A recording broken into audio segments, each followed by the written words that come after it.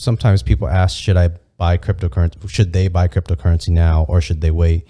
And I think something we've been saying since 2016 was buy now, because you can't predict the future, and every dollar you put in is just going to add to that appreciating asset. It may go down in price, but nobody can predict that.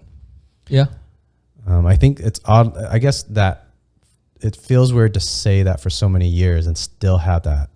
Well, so the weird thing that happens is people now who have the option to buy some cryptocurrency, right? They'll go, oh man, I knew about this a couple of years ago. I should have bought it back then. I missed it. It's exactly what they'll say, right? Well, no, you didn't. It's just like stocks or real estate. Like, you didn't miss it. You just buy in when you can. It's a psychological thing. It is, but I find it weird that it's so common that people will that feeling will stop them from moving now. Yeah. So, I mean, if you're still buying stock and you're still buying real estate, then those are all things that over time seem to grow. So why not buy another thing that seems to grow? Mm-hmm. So why do you have this feeling, oh, I missed it? Yeah, it's psychological. Yeah. To add to that, often if people talk about, say, Ethereum, when I suggest Ethereum, and then at that time it was $200 for Ethereum, but then they keep on looking at, well, 2 weeks ago it was 120, and they said, I missed the boat. I'm like, no, you didn't. It's probably going to go up to 2,000, 4,000 eventually, but you just got to buy and hold. Yeah. And I hear it all along the way from $13 to $40 to it's $60. crazy. It doesn't matter what the dollar was. Yeah. Yeah. The value at the time. Yeah. Yep. So I actually see a very similar analog in real estate where people don't quite say it the same way, but mentally they're anchored in old prices. And they go, I was looking at on the internet 2 years ago, and this exact house was only $240,000. And like, I can't pay $300 for it now. And it doesn't work that way, right? You buy it when you can buy it. Mm-hmm. It makes no sense to be anchored in some past price that's almost arbitrary. You go, yeah, sure, it was worth $240 2 years ago. Guess what it was worth 10 years ago? Guess what it was worth, 30 years ago? It'd almost have to be a flip of the thought. And I totally agree with you. I'm just trying to add, if someone Thank you. I need agreement. If someone could, if that house, I forget what you said, the starting value, it was 150,000 and now it's 300,000. Yeah. And they're like, no, I can't buy it because it was 150,000.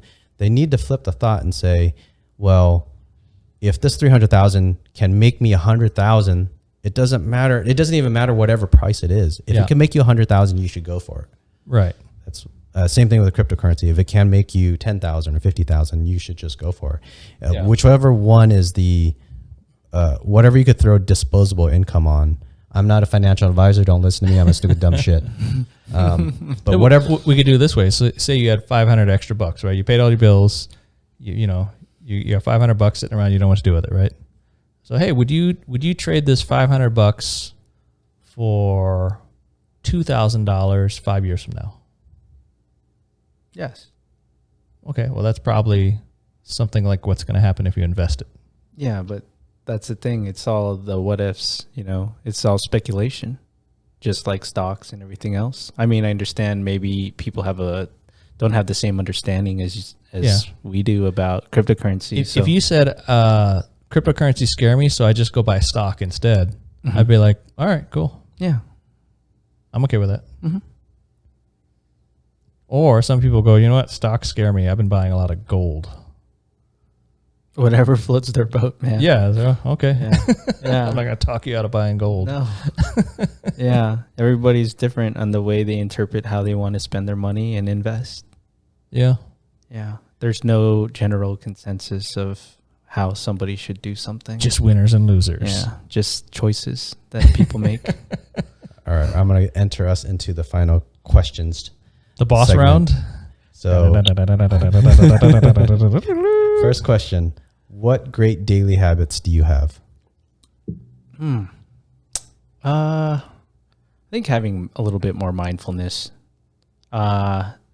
each day. Even sometimes I wake up, you have a negative thought, and to get rid of it is just by doing, instead of thinking. And, over time, it's not always a habit that's there, but it's always a progress, and progression is the habit. Wait, so you're not naturally a positive, happy dude? Like you wake up with evil thoughts and you're like, you know what? I'm just gonna. That's negative. Yeah, there's sometimes you do. I mean, I feel like I do. Yeah, sometimes I do. I'd have to say so.